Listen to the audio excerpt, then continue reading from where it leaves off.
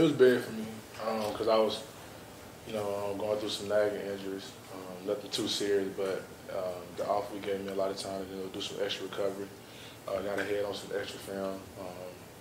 And with this week, I'm still recovering. I'm still about to prepare myself to try to defeat November.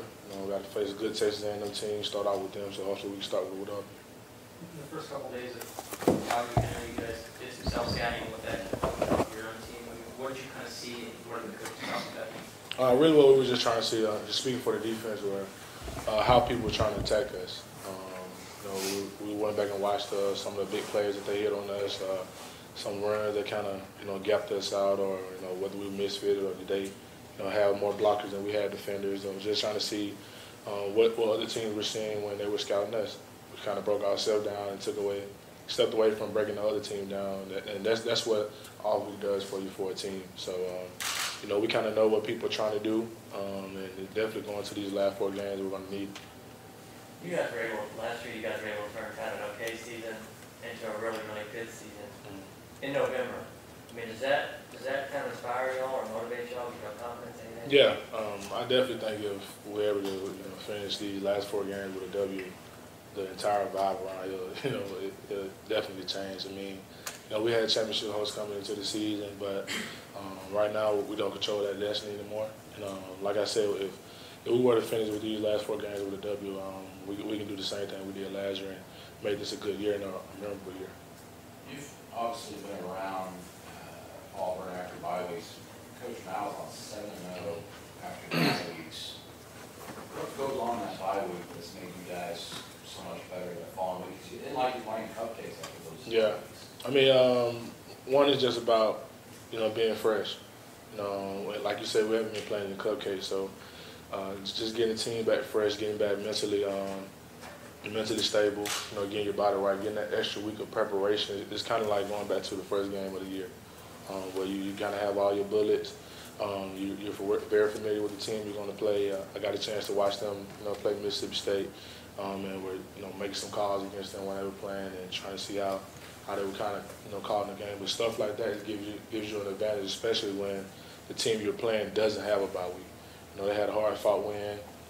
Got to come back and play an early game, 11 o'clock game. So right now I feel like we have the advantage. We're at home playing in front of the best fans in the country. So like I said, hopefully we can just use that and come out with a W to start this November run. When you watch them on film, how strange is it to see much the same personnel on offense, but they're totally different what they're running? It really is strange. The offense is kind of different. You can tell that Jimbo he's brought that that Florida State type offense over into the SEC, using his tight ends a lot. They try to get Kellerman, put him in some great situations. I think Williams is a really good running back, and Munn is probably faster than what people think. They're going to run a lot of gap scheme plays. They're going to stick to what they do. Of course, they're going to throw some wrinkles in. Everyone do that every week, but I think if we're able to, just limit the big plays and keep everything in front of us, I think we'll be successful on defense. I know obviously you're not pass coverage or whatever, but how important is this week, for your corners, your safeties, to really keep everything in front of, as you said, because they run some interesting route concepts that always seem to have one to you guys. I think Jimbo is a really good offensive play caller. I always said that when he was at Florida State and the way they were moving the ball, even when I was with I love his knowledge of football. So it's going to be kind of fun to actually play against him and try to use my mind against his on the field. But like you say, man, they use some really good passing concepts.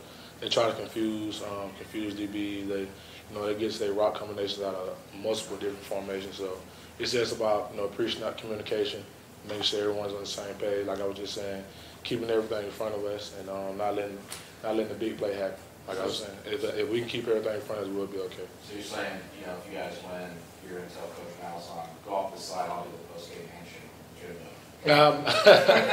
I won't say that, but I'm definitely going to shake his hand. He's a great coach, man. I respect him a lot. I'm definitely going to shake his hand after the game. DeShaun, you don't face a lot of teams that are tight end heavy.